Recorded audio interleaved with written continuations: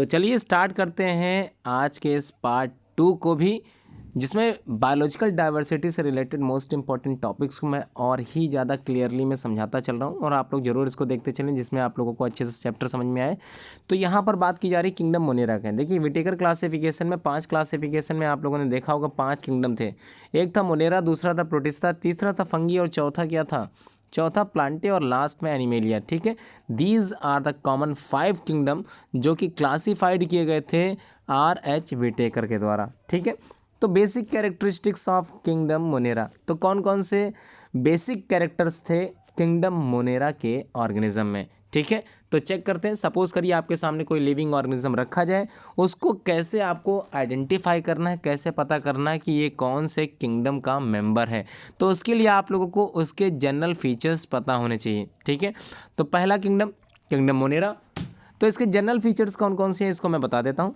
Term Monera is derived from the Greek word moneres. ठीक है, ये ग्रीक वर्ड है मोनेरस, इसका मतलब होता है सिंगल।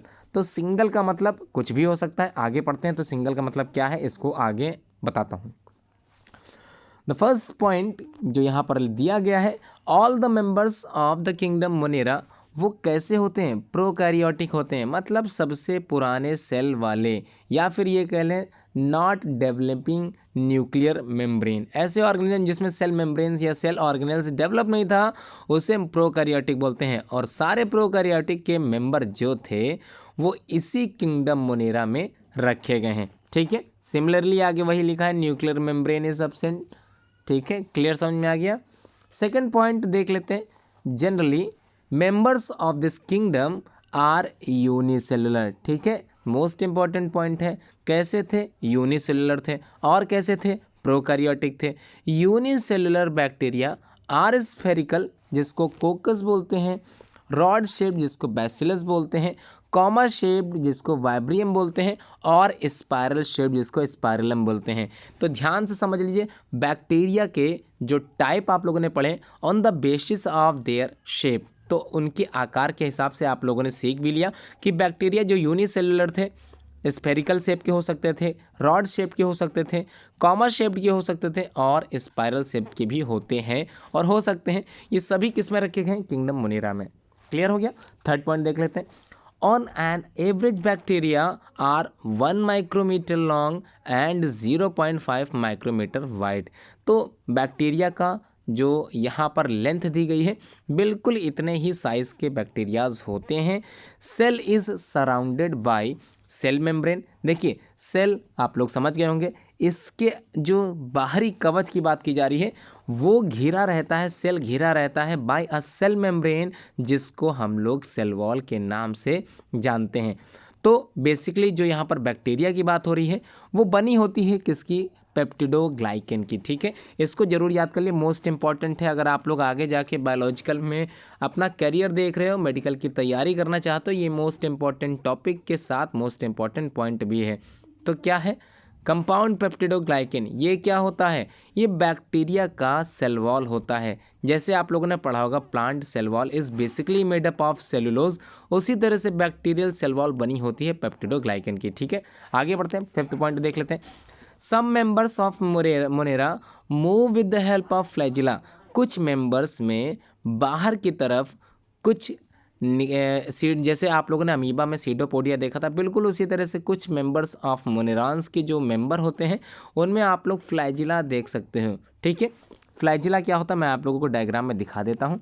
देखिए यहाँ पर आप लोगों ने एक इस तरह की संरचना देखी, उसको हम लोग क्या बोल रहे हैं, फ्लैजिला। ठीक है, क्लियर समझ में आ गया फ्लैजिला क्या होते हैं। आगे बढ़ते हैं, उसी के आगे चेक करते हैं कहाँ तक आप लोगों को समझ में आ गया। 6 वाला पॉइंट देख लेते हैं, four nutritional categories are found in Monera. तो न्यूट्रिशनल कैटेगरीज पाई जाती है, न्यूट्रिशनल सब्सटेंस पाया जाता है किसमें, मोनेरा किंगडम में। Autotrophs which synthesise their food, या अपना भोजन ऑर्गेनिक फूड बनाते हैं। देखिए जितने भी ऑटोट्रॉफ्स होते हैं, और बेसिकली बैक्टीरिया की हम लोग बात करें तो देखिए इन द सनलाइट में ये अपना भोजन नहीं बनाते, क्योंकि ये काम तो पेड़ पौधे करते हैं, और हम लोग किंगडम मोनेरा पढ़ रहे हैं ना कि किंगडम प्लांटे पढ़ रहे हैं। तो मोनेरा में जो बैक्टीरिया हैं in the presence of chemical synthesis, ध्यान रखिएगा, केमिकल सब्सटेंस का यूज़ करके ही केमिकल सिंथेसिस प्रोसेस के द्वारा अपना भोजन बनाते हैं। इसका मतलब हुए तो ऑटोट्रॉफिक, ठीक है, क्या हो गए, ऑटोट्रॉफिक। ऑटोट्रॉफिक मतलब those organism prepare their own food by own self, ठीक है, ये होते हैं autotrophs. Saprotrophs which feed on dead and decaying matter. Saprotroph का मतलब जो सड़े गले पदार्थों पर अपना जीवन यापन करें या फिर वहाँ उगते हों। तो आपने देखा होगा खुले में अगर कोई चीज़ सड़ रही है, गल रही है, कोई कई तरह के बैक्टीरियाज वहाँ जमने लगते हैं, ये आपने पढ़ा होगा। जी हाँ, ये वही बैक्टीरिया हैं जो किंगडम मोनेरा के अंतर्गत आते हैं। अब देखते हैं अगला टॉपिक, सिम्बायोन्स। सिम्बायोन्स का मतलब समझ लीजिए पहले।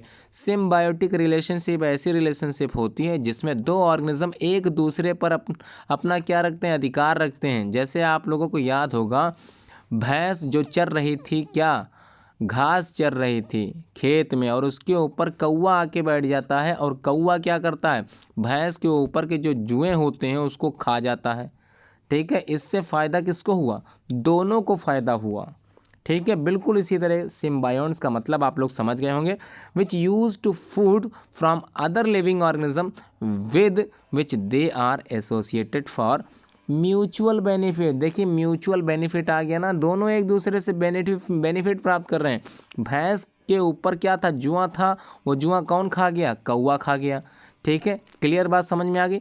तो दोनों को लाभ पहुँचा नहीं पहुँचा, कौवे को भोजन मिल गया, भैंस का जुआ चला गया, ठीक है। अब डायग्राम देख लीजिए, ये सारे डायग्राम आप लोगों को मोनेरा किंगडम के अंतर्गत पता होने चाहिए।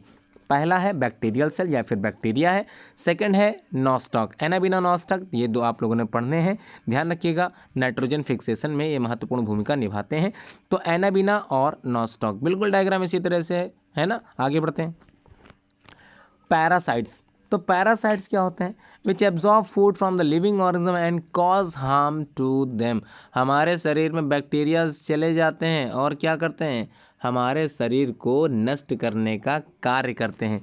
इसका मतलब बैक्टीरिया जो पैरासिटिक होते हैं, माइक्रो ऑर्गेनिज्म जो पैरासिटिक होते हैं, वो किंगडम मोनेरा के अंतर्गत आते हैं और हमारे शरीर में जाकर हमारी क्रियाओं को धीरे धीरे डैमेज करने लगते हैं। समझ में आ गया। अगला टॉपिक बताता हूँ मैं, क्या है देख लेता हूँ वो भी। बैक्टीरिया में भी आइदर एरोबिक एंड एनेरोबिक। देखिए एरोबिक क्या होता है और एनेरोबिक क्या होता है। अगर बात करें एरोबिक रेस्पिरेशन की, तो aerobic respiration is basically with the help of oxygen, मतलब रेस्पिरेशन थ्रू ऑक्सीजन। अगर बात करें एनेरोबिक क्या होता है, तो रेस्पिरेशन विदाउट ऑक्सीजन, ठीक है। समझ में आ गया। बिल्कुल इसी तरह के बैक्टीरिया हो सकते हैं, कुछ एरोबिक रेस्पिरेशन करते हैं और कुछ एनेरोबिक रेस्पिरेशन करते हैं। पॉइंट नंबर 8 देख लीजिए क्या कह रहा है। 8 में कह रहा है members of Monera reproduce asexually bye binary fission. देखिए रिप्रोड्यूस का मतलब होता है अपने जैसे संतान उत्पन्न करने की क्षमता। तो मेंबर्स ऑफ मोनेरा के जितने भी मेंबर होंगे जो आप लोगों ने पढ़े हैं, ये रिप्रोडक्शन तो करते हैं, लेकिन सेक्सुअल रिप्रोडक्शन इस वजह से नहीं करते क्योंकि यहाँ पर मेल और फीमेल की बिल्कुल भी बात नहीं होती है, ना इसमें मेल होता है ना ही इसमें कोई फीमेल होता है।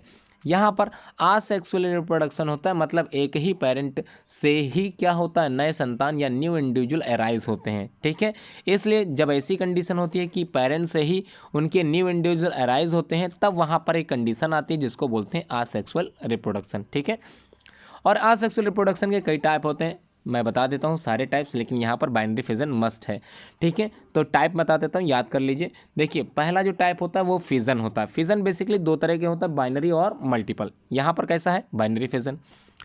दूसरा जो पॉइंट है या दूसरा जो टाइप होता है वो होता है फ्रैगमेंटेशन, ठीक है। फ्रैगमेंट्स ये बेसिकली एल्गी में होता है, आप लोग पढ़ोगे। तीसरा जो टाइप होता है वो होता है बडिंग, ये किस में होता है, हाइड्रा और ईस्ट में, ये आप लोग आगे पढ़ोगे।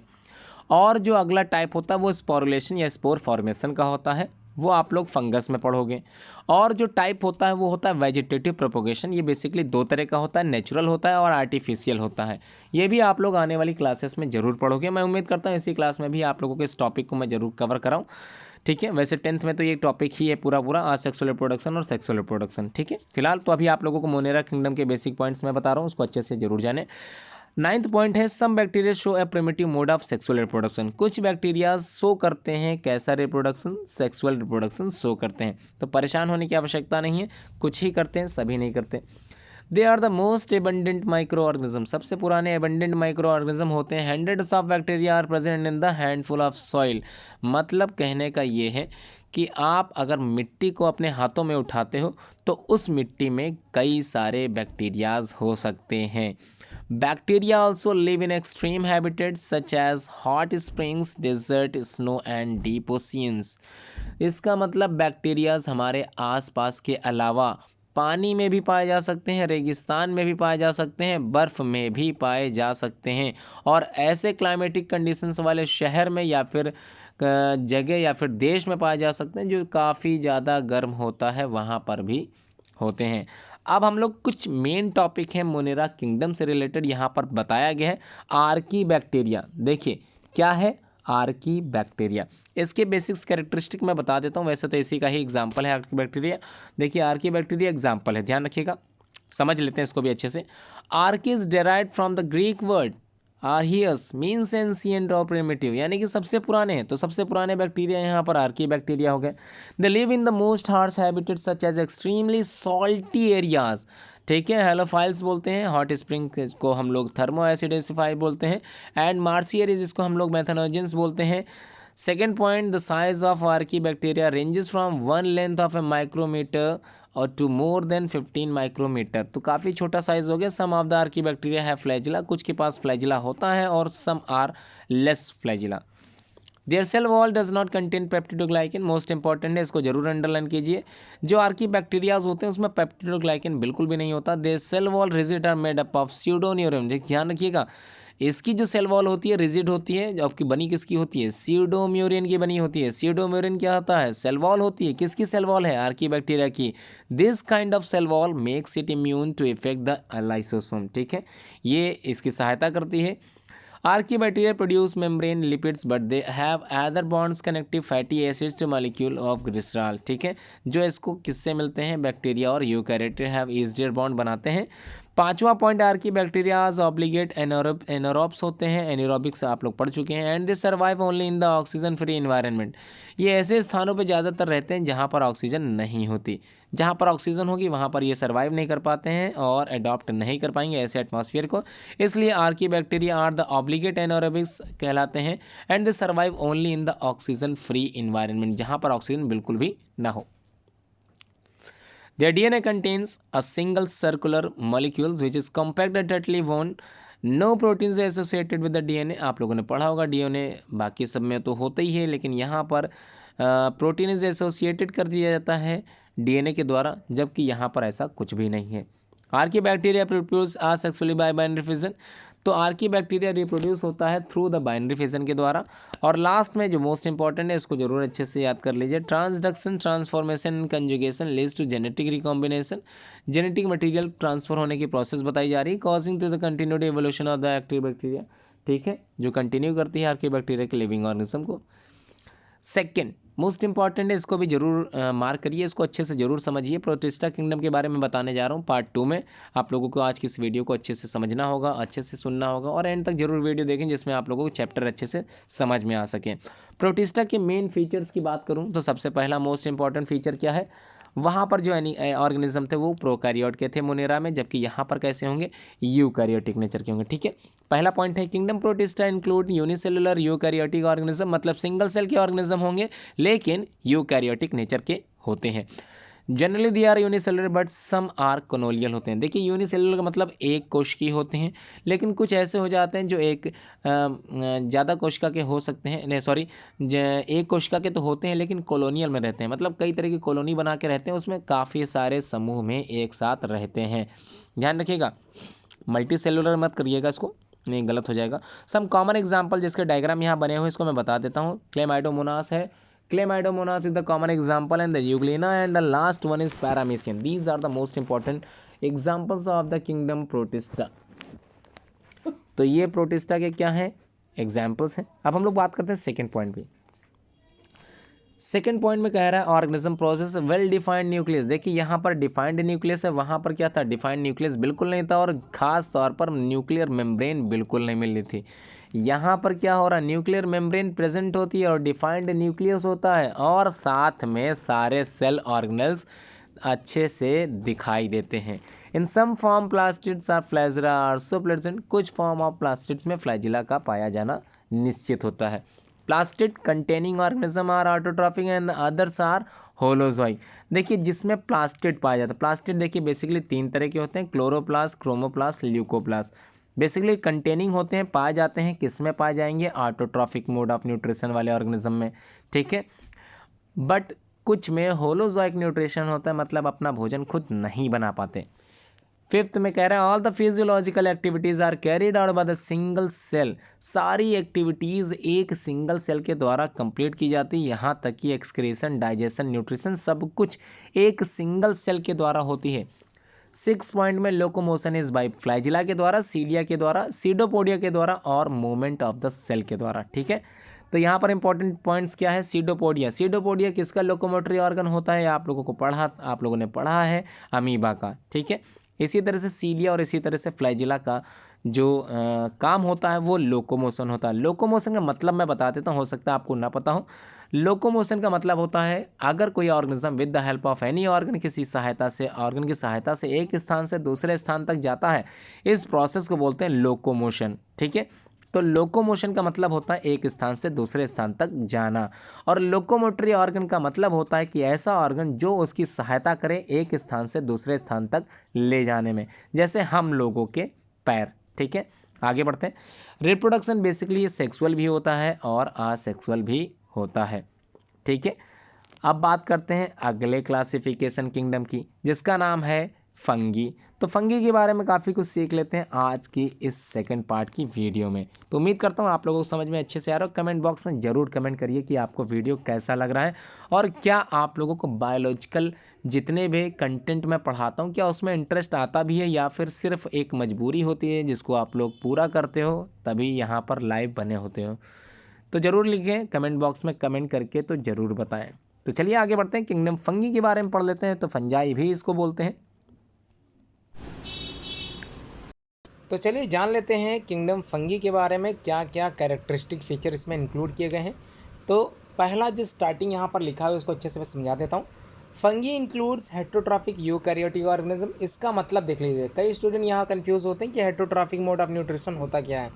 तो हेटरोट्रॉफिक न्यूट्रिशन का मतलब ऐसे ऑर्गेनिज्म जो अपना भोजन स्वयं ना बना पाएँ। जी हाँ, अपना भोजन स्वयं ना बना पाने वाले ऑर्गेनिज्म को ही हम लोग यहाँ पर हेटरोट्रॉफिक मोड ऑफ न्यूट्रिशन वाले ऑर्गेनिज्म कहते हैं। तो ऐसे ऑर्गेनिज्म हेटरोट्रॉफिक हो, यूकैरियोटिक ऑर्गेनिज्म हो, और they live on decaying food, और ऐसे स्थान पर जो है अपना जीवन यापन करते हैं जहाँ सड़े गले पदार्थ क्या होते हैं, सड़ते हैं, गलते हैं, वहाँ पर ये जीवन यापन करते हैं। सो दे आर कॉल्ड सैप्रोफाइट्स। जी हाँ, इनको सैप्रोफाइट्स भी हम लोग कह सकते हैं। अब important characteristics of the fungi are as follows. Number 1 पहला देख लेते हैं। पहला पॉइंट में आप लोगों को मैं अच्छे से समझाता हूँ। The fungi are a group. देखिए फंगी एक तरह का ग्रुप होता है। किस चीज़ का ग्रुप है, सिंपल थायलॉइड प्लांट। अब थायलॉइड आप लोग सोच रहे हैं थायलॉइड होता क्या है। थायलॉइड का मतलब ऐसा ऑर्गेनिज्म या ऐसा प्लांट कह सकते हैं आप लोग जिसमें जड़, तना, पत्ती बिल्कुल भी ना हो। जी हाँ, बिल्कुल सही आप सुन रहे हैं, ऐसा पौधा थायलॉइड कहलाता है जिसमें जड़ तने की बिल्कुल बात नहीं करनी। ऐसे प्लांट को ही हम लोग थायलॉइड प्लांट कहते हैं। विच लैक क्लोरोफिल, और क्लोरोफिल नहीं होता। जी हाँ, ग्रीन पिगमेंट नहीं पाया जाता, बिल्कुल भी अपना भोजन स्वयं नहीं बना पाएगा। ठीक है, आगे बढ़ते हैं। सेकंड वाला पॉइंट तो आप लोगों को पता ही है, ऑल फंगी आर हेट्रोट्रॉफ्स होते हैं। दे आर अदर सैप्रोफाइटिक और पैरासिटिक भी हो सकते हैं। ठीक है, यहाँ some common example of the fungis, यहाँ पर आप लोग एग्जाम्पल दिख गया होगा। देखिए A B C D, these are the common example. पहला जो A वाला है वो राइजोपस का है, B जो है वो ईस्ट का है, C पेनिसिलियन का है, और लास्ट में एगेरिकस जो कि एडिबल फंगी होता है। ये खाने योग्य फंगी है, इसको हम खा भी सकते हैं। ठीक है, थर्ड पॉइंट इसी फंगी से रिलेटेड देख लेते हैं। Plant body is unicellular. Unicellular का मतलब समझ लीजिए सिंगल सेल से बना हो। मल्टी सेलुलर भी हो सकते हैं। In multi cellular from body they are called the mycelium. देखिए जहाँ पर मल्टी सेलुलर होगा वहाँ पर प्लांट जो बॉडी होगी उसकी थैलस की वो माइसीलियम कवर्ड करेगा। And individual filament is called a Haifa, और जो इंडिविजुअल होगा फिलामेंट उसको क्या कहते हैं हम लोग, हाइफा कहते हैं। सेल वॉल बिल्कुल बनी होगी। देखिए अभी इससे पहले आप लोगों ने पढ़ा था, क्या पढ़ा था कि जो बैक्टीरियल सेल वॉल होती है वो पेप्टिडोग्लाइकन की बनी होती है, जबकि यहाँ पर सेल वॉल बनी होती है फंगी की, किसकी बनी होती है, फंगस में सेलुलोज की है। देखिए सेलुलोज बिल्कुल नहीं, काइटिन की बनी होती है। तो cell wall is basically made up of chitin, लेकिन कुछ फंगस में ये सेलुलोज की बनी होती है। अगर सेलुलोज आप लोग पढ़ रहे हो तो ध्यान रखिए, सबसे पहले आप लोगों को काइटिन दिमाग में याद होना चाहिए। फंगी जो सेल वॉल होगी वो काइटिन की है। और उसके बाद लास्ट में देखिए the stored food material is the glycogen, ठीक है। और जो स्टोर्ड मटेरियल फूड होगा वो क्या होगा, ग्लाइकोजन की फॉर्म में होता है, ठीक है। जैसे प्लांट में स्टार्च के रूप में होता है, यहाँ पर किसके फॉर्म में होगा, ग्लाइकोजन की फॉर्म में होगा। अब देखिए अगला point number 6, fungi reproduce vegetatively by fragmentation. उसके बाद क्लेमाइडोस्पोर, उसके बाद ओइडिया, फिजन और budding. These are the common example या फिर these are the common types of the asexual reproduction. और asexual basically takes place by zoospore, conidia, sporangius and sporangiophore and aplanospores, ठीक है। These are the common pores, ठीक है, spores होते हैं। और देखिए सबसे पहले जो मोस्ट इंपॉर्टेंट जो पॉइंट है आप लोगों को समझना है, आसेक्सुअल मोड ऑफ रिप्रोडक्शन यहाँ की बात की जा रही है, उसको अच्छे से दिमाग में रख लीजिए।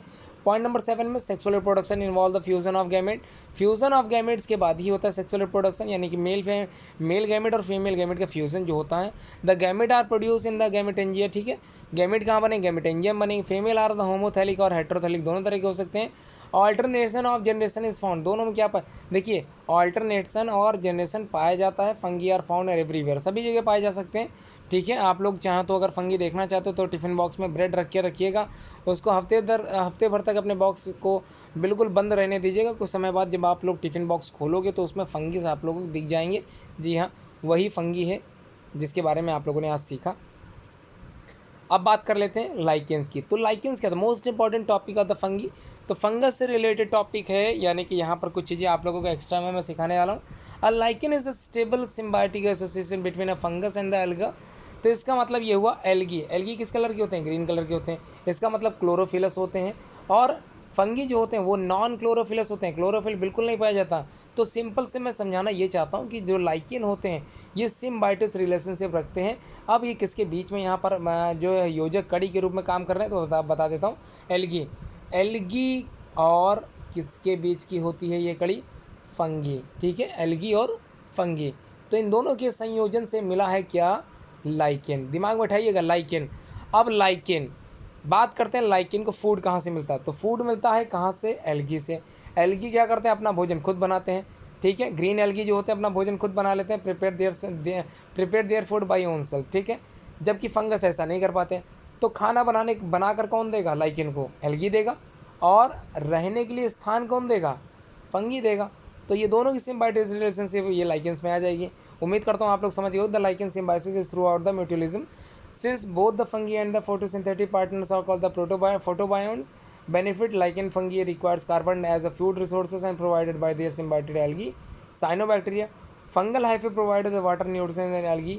98% ऑफ जो लाइकेन होते हैं फंगी आर आल्सो एस्कोमाइसिटीज़ के मेंबर होते हैं। लाइकेन फोटोबायोन्स होते हैं और द ग्रीन एल्गी कहलाते हैं, क्योंकि यहाँ पर सेलुलोज पाया जा रहा था। Lichen fungi specialise and particulars provide कहलाते हैं। Typically these are only associated with a small group of related species through they may associate flexibly in the different photobionts according to their environment situation। यहाँ पर कहने का मतलब simple से बताया गया किस प्रकार से ये अपना जीवन यापन करते हैं, किस प्रकार से इनको एल्गी फूड देते हैं और किस प्रकार से ये जो फंगस होते हैं इनको रहने के लिए स्थान देते हैं। तो दोनों चीज़ें आप लोगों को इस डायग्राम में दिखाई दे गई होंगी। उम्मीद करता हूँ आप लोगों को फंगी अच्छे से समझ में आ गया होगा। अब हम लोग बात करते हैं किंगडम प्लांटे के सम कॉमन कैरेक्टरिस्टिक फीचर को हम लोग अच्छे से समझ लेते हैं। देखिए प्लांटे में आप लोगों को सिंपल वे में समझना क्या है, प्लांट हमेशा ध्यान रखिएगा मल्टी सेलुलर ऑर्गेनिज्म होते हैं जो कि ऑटोट्रॉफिक होते हैं, ठीक है। क्लियर हो गया। ऑटोट्रॉफिक मतलब जो अपना भोजन स्वयं बनाए, अपना भोजन स्वयं बनाने वाले ऑर्गेनिज्म क्या कहलाते हैं, ऑटोट्रॉफिक कहलाते हैं। सेकंड पॉइंट कह रहा है इन प्लांट सेल, प्लांट की जो सेल होती है या सेल वॉल हुई होती है वो सब कुछ प्रेजेंट करती है क्या, प्लास्टिक प्रेजेंट होते हैं। 3 तरह के प्लास्टिक होते हैं, क्रोमोप्लास्ट, क्लोरोप्लास्ट, ल्यूकोप्लास्ट, ठीक है। मैं बता भी चुका हूँ इन तीनों के बारे में। वैक्यूल्स जो होते हैं वो लार्ज होते हैं, सेंट्रोसोम जो होता है एब्सेंट होता है। Third point plant can utilise sunlight. देखिए इस यूटिलाइज का मतलब होता है सनलाइट का यूज़ करते हैं और CO2 फिक्स करने के बाद अपना भोजन बनाते हैं। दिस प्रोसेस को ही हम लोग फोटोसिंथेसिस कहते हैं, which takes place in chloroplast of the cells, ठीक है। सेल्स के किस भाग में होती है, क्लोरोप्लास्ट में होती है। क्या चीज़ क्लोरोप्लास्ट में होती है, फोटोसिंथेसिस प्रोसेस होती है। और क्लोरोफिल में आप लोगों ने डार्क रिएक्शन और लाइट रिएक्शन भी पढ़ रखा होगा। उम्मीद करता हूँ क्लोरोफिल के जो पार्ट्स थे आप लोग क्लोरोप्लास्ट के जो पार्ट्स पढ़े थे, ग्राना एंड स्ट्रोमा, ये भी आप लोगों को याद होगा। फर्स्ट चैप्टर में आप लोगों ने अच्छे से समझा भी होगा। उम्मीद करता हूँ अगले जो आगे टॉपिक है उसको भी मैं देख लेता हूँ क्या चीज़ है। फोर्थ पॉइंट में कह रहा है कि plants generally fix at the place so the anchoring system is well develop.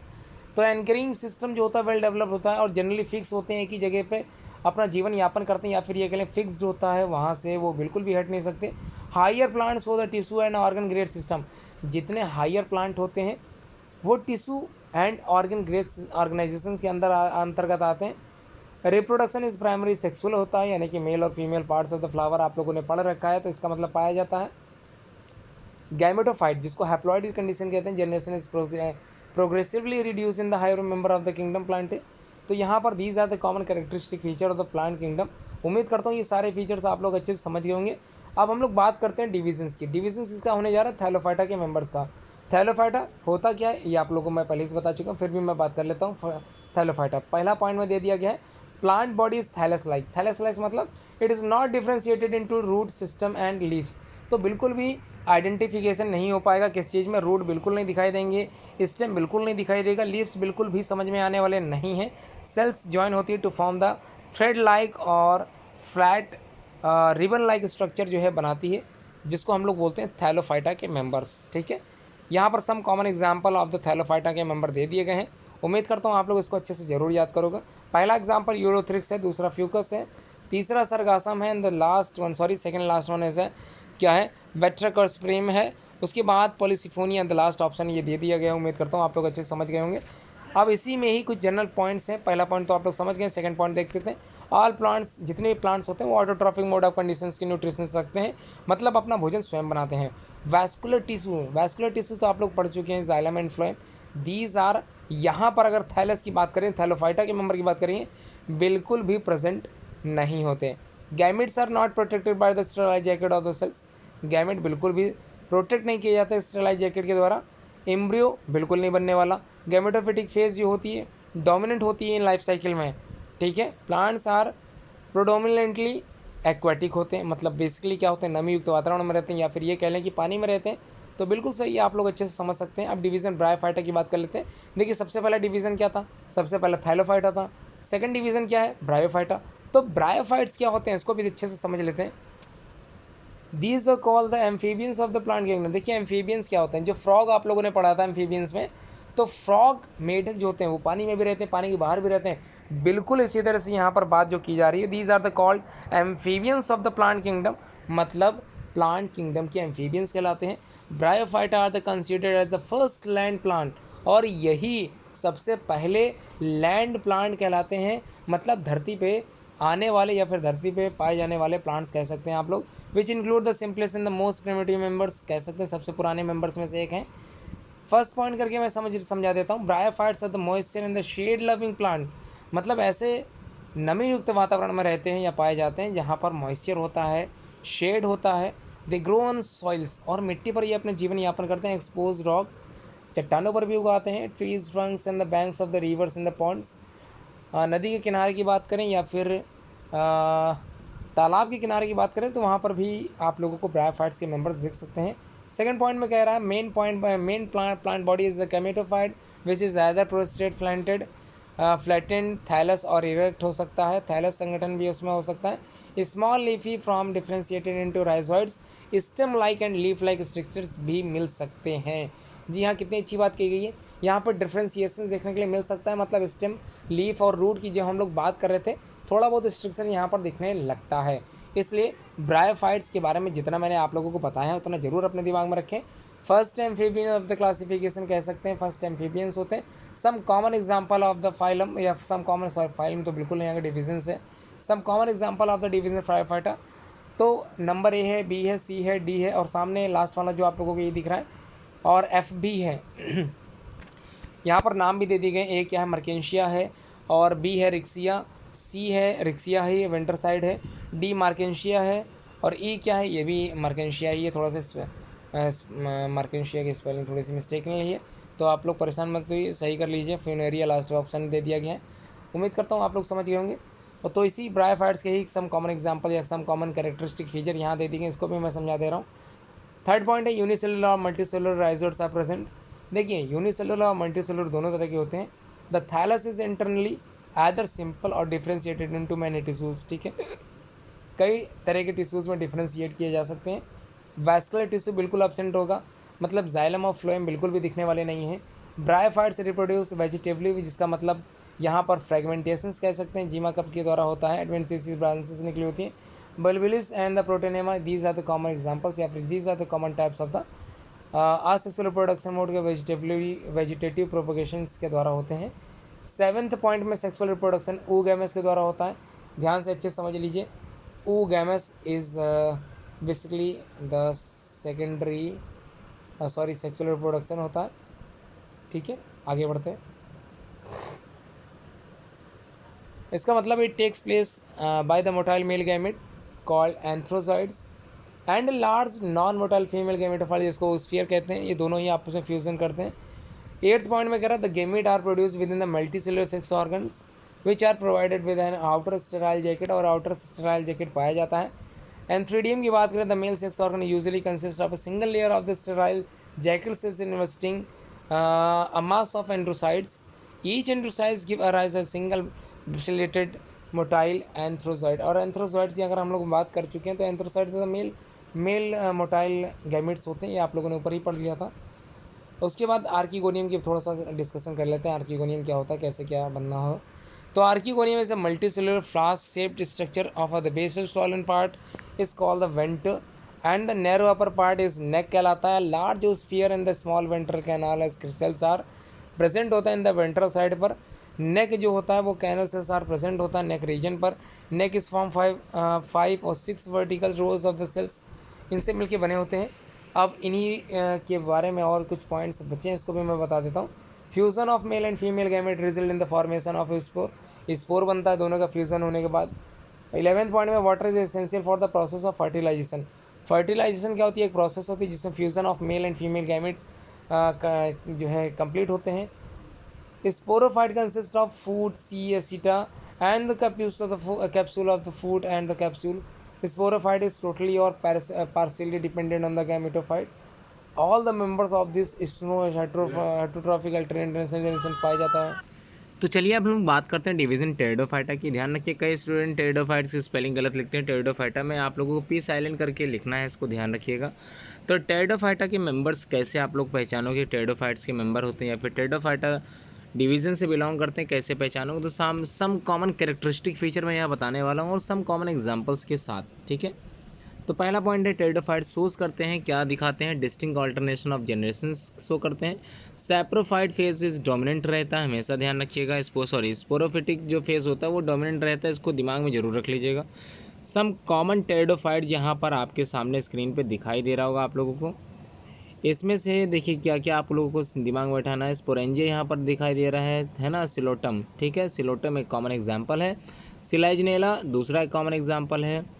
उसके बाद अगर हम लोग बात करें अगले एग्जाम्पल की, तो आप लोगों को अगला एग्जाम्पल दिख रहा होगा, इक्वेसिटम है, ड्राइप्टेरिस है, उसके बाद मार्सिलिया है। These are the common pteridophyte, जिसको आप लोगों को अच्छे से समझना है, ठीक है। अब हम लोग बात करते हैं सम कॉमन फीचर्स या कॉमन कैरेक्टरिस्टिक फीचर की, जिसके बारे में आप लोग आज की इस वीडियो में सीखने वाले हो। तो सेकंड पॉइंट है, प्लांट सारे टेरेस्ट्रियल होते हैं।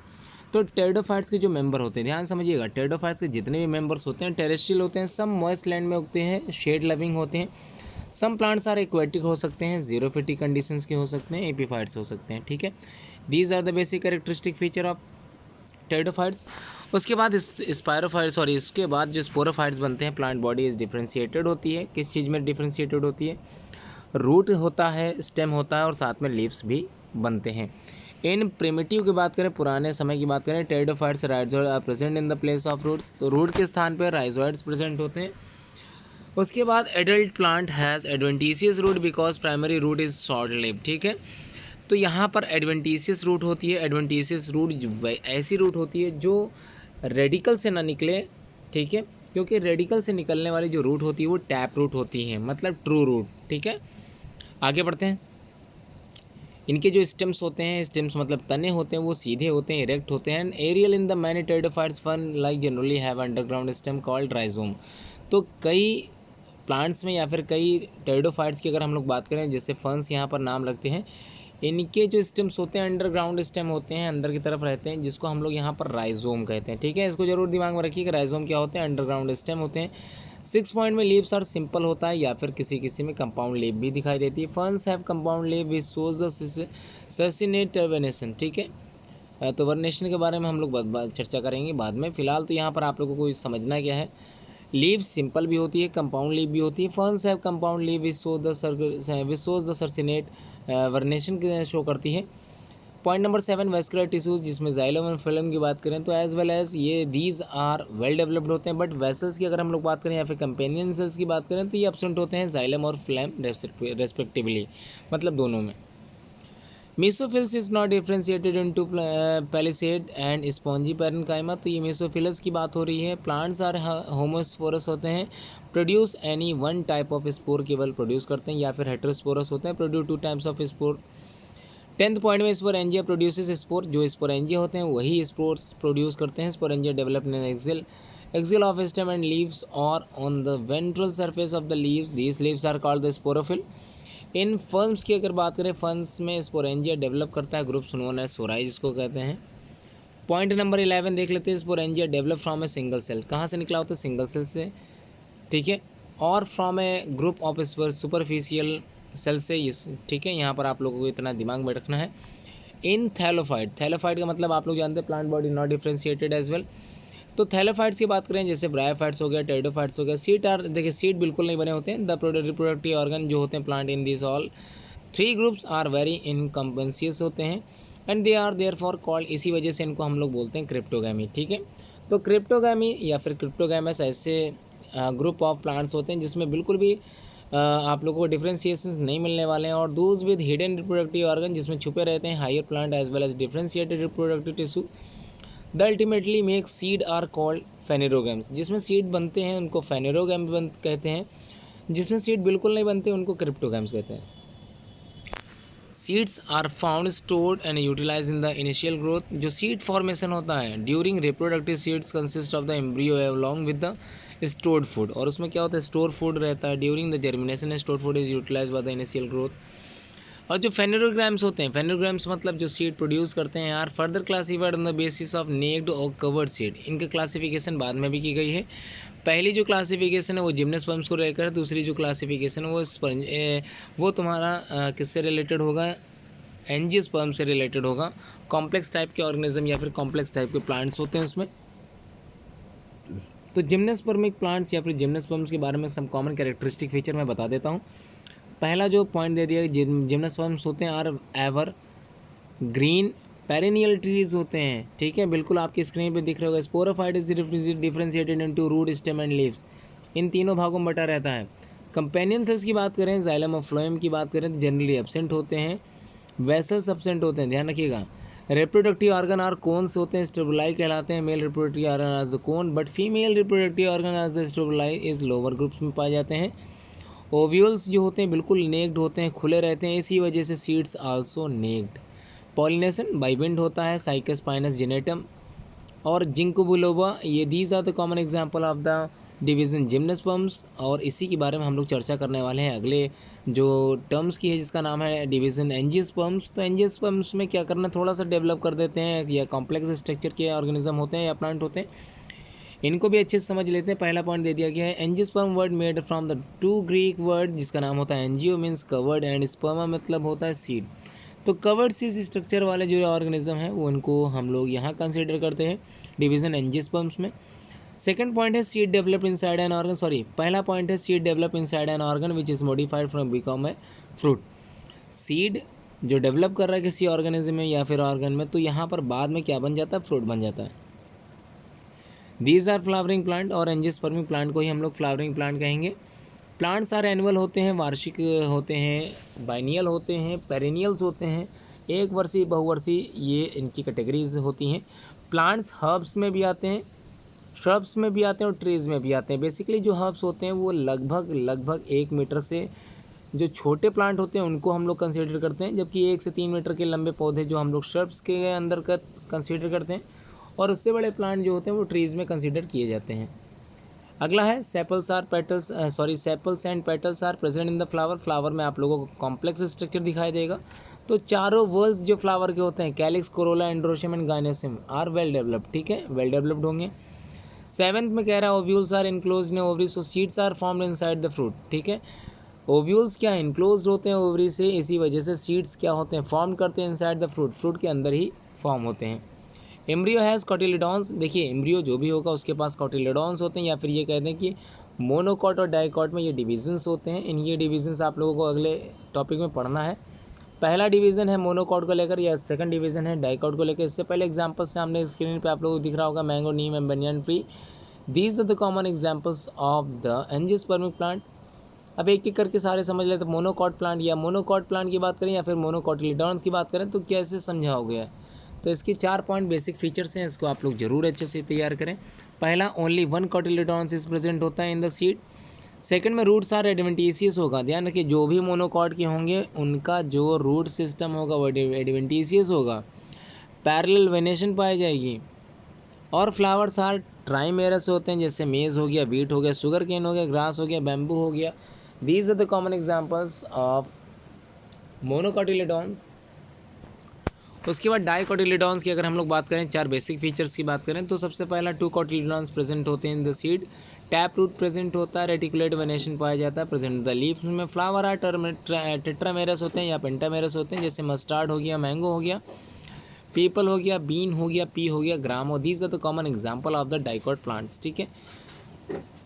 अब हम लोग बात करते हैं कुछ differences between the monocots and the dicots. आप लोगों को पहले ही बताया जा चुका है मोनोकॉट्स और डाइकॉट्स के बारे में, फिर से मैं एक बार बता देता हूँ डिफरेंशिएटेड के माध्यम से। पहला पॉइंट में कह दिया गया, in monocot embryo consist of 1 cotyledon, जबकि यहाँ पर क्या होगा 2 कॉटिलिडॉन्स होते हैं। मोनोकॉट में प्राइमरी रूट पेरिशियस होती है early and replace by the cluster of the adventitious root. तो क्या पाई जाती है एडवेंटिशियस रूट, जबकि यहाँ पर कैसी रूट होती है tap root. In monocot root numerous vascular bundles present होते हैं and pith is well developed, ठीक है, जबकि यहाँ पर क्या होगा बिल्कुल भी एब्सेंट आप लोग लिखोगे। In monocot stem vascular bundles are scattered in the ground tissue and are the collateral and close. यहाँ पर क्लोज है तो यहाँ पर कैसा होगा ओपन टाइप। मोनोकॉट की बात करें तो लीफ पैरेलल वेनेशन में होती है, जबकि डाइकॉट में लीफ जो होती है अल्टरनेट या फिर रेटिकुलेट वेनेशन में होती है। मोनोकॉट की बात करें, फ्लावर्स आर ट्राइमेरस होते हैं, जबकि डाइकॉट प्लांट्स में पेंटामेरस होता है, सम केसेस ऑफ टेट्रामेरस भी पाया जाता है। अब जो डिफरेंशिएशंस आप लोग पढ़ोगे वो है एल्गी और फंगी को लेकर। तो एल्गी आप लोग जानते हैं किस कलर के होते हैं, फंगी आप लोग जानते हैं किस कलर के होते हैं, due to the colour combination. जी हाँ, due to the colour combination of green colour जो एल्गी होते हैं वो फोटोसिंथेसिस करते हैं, जबकि फंगी बिल्कुल भी नहीं करते हैं। पहला है all the algae members contain chlorophyll, जबकि क्लोरोफिल पिगमेंट नहीं पाया जाता है फंगी में। Second point, all the members utilise sunlight, जबकि फंगी इसका इस्तेमाल नहीं करते हैं। यूटिलाइज सनलाइट का यूज़ करते हुए इनको ऑटोट्रॉफिक करते हैं, जबकि यहाँ पर ये लोग क्या होते हैं हेट्रोट्रॉफिक मोड ऑफ न्यूट्रिशन वाले होते हैं। और हेट्रोट्रॉफिक में आप लोगों ने पढ़ा था ये सैप्रोफिटिक मोड ऑफ न्यूट्रिशन के ऑर्गेनिज्म कहलाते हैं। Third point, food material usually stored in the form of starch. यहाँ पर फूड मटेरियल स्टार्च की फॉर्म में होता है, जबकि यहाँ पर ग्लाइकोजन की फॉर्म में होता है। Multicellular body is form in the parenchymatous cell, जबकि यहाँ पर क्या होगा स्यूडो पैरेनकाइमेटस सेल्स के द्वारा बनी होती है। Cell wall is made up of cellulose, जबकि यहाँ पर सेलुलोज के साथ आप लोग काइटिन जरूर याद रखिए, बेसिकली काइटिन तो दिमाग में होना चाहिए। लास्ट पॉइंट है एल्गी ग्रो मोर इन ब्राइट लाइट, जबकि यहाँ पर है डार्क डिम लाइट में ज़्यादा ग्रो करते हैं। अगला डिफरेंशिएट है ब्रायोफाइट्स एंड टेरिडोफाइट्स, इसके बारे में भी आप लोग काफ़ी कुछ पढ़ चुके हैं। पहला है गैमेटोफाइट फेज इज डोमिनेंट होती है स्पोरोफिटिक कंडीशन के तौर पर, डिपेंडेंट होती है गैमेटोफाइटा, जबकि यहाँ पर क्या होती है बिल्कुल भी इंडिपेंडेंट होती है, डिपेंडेंट इन स्पोरोफाइट में पाई जाती है। गैमेटोफिटिक या फिर गैमेटोफाइट इज एदर या प्रोस्टेट फ्लैटेंड थैलस पाया जाएगा या फिर स्मॉल लीफ फॉर्म होते हैं। यहाँ पर क्या होगा रूट स्टेम एंड लीव्स तीनों ही डिफ्रेंशिएटेड होते हैं। राइजोइड्स प्रेजेंट होते हैं, रूट्स प्रेजेंट होते हैं, इसमें वैस्कुलर टिश्यू एब्सेंट होते हैं, जबकि टेरिडोफाइट्स में वैस्कुलर टिश्यूज जो होते हैं वो प्रेजेंट होते हैं। स्पोरोफाइट कंसिस्ट ऑफ 4 सीटा एंड द कैप्सूल, जबकि यहाँ पर स्पोरेंजिया बनता है और स्पोरेंजिया से ही spore formation takes place. Last point, bryophytes are homosporous होते हैं, जबकि यहाँ पर हेट्रोस्पोरस होते हैं। ये जरूर आप लोग अच्छे से तैयार करिएगा, ठीक है। अब आपके सामने स्क्रीन पे लगभग अप्रॉक्सीमेटली कंप्लीट ही होने वाला है ये टॉपिक। मैंने आज पूरा करना था, मैंने पूरा कर भी दिया लगभग। कुछ डिफ्रेंशिएटेड बचे हैं, इसको भी मैं कंप्लीट कर दे रहा हूँ। उम्मीद करता हूँ आप लोगों को अच्छे से समझ में आ गया होगा।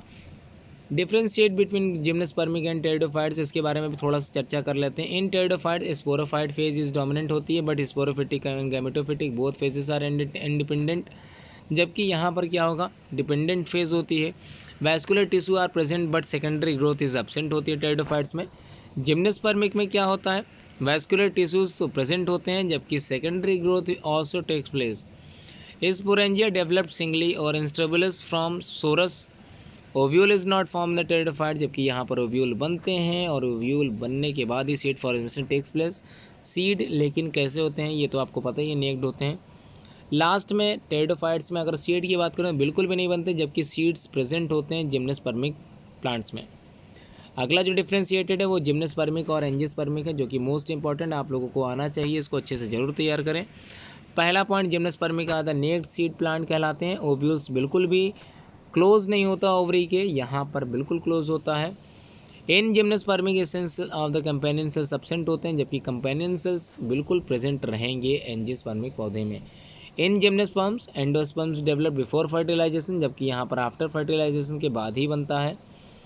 Last point, in gymnospermic only single fertilization takes place, जबकि यहाँ पर डबल फर्टिलाइजेशन टेक्स प्लेस होता है और साथ में ट्रिपल फ्यूजन भी टेक्स प्लेस करता है। उम्मीद करता हूँ आप लोगों को प्लांट किंगडम से रिलेटेड सारी पॉइंट समझ में आ गए होंगे। अगले पार्ट 3 में मैं एनिमल किंगडम के बारे में चर्चा करूँगा और उम्मीद करता हूँ वो जो मोस्ट इंपॉर्टेंट पार्ट्स है उसको वो भी आप लोग अच्छे से ज़रूर देखोगे। उम्मीद करता हूँ आप लोगों को वीडियो समझ में आई होगी। कमेंट बॉक्स में कमेंट करके बिल्कुल बताएं कि वीडियो आप लोगों को कैसा लगा। Thanks for watching this video.